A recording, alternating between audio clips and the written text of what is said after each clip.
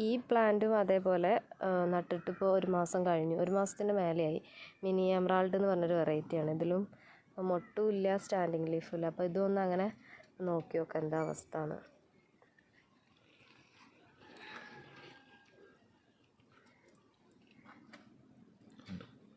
ഇപ്പോൾ ഇതുപോലെ കൈയിട്ടിട്ടാണ് നമ്മൾ എടുക്കേണ്ടത്.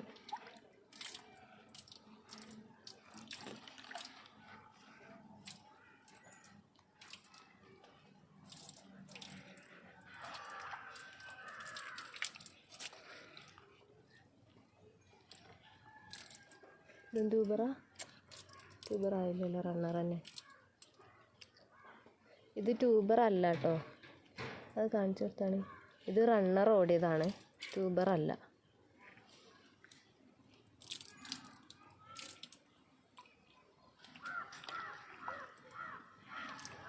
ഈ സൈഡ് നോക്കിയത് അവിടെ ഇല്ലല്ലോ.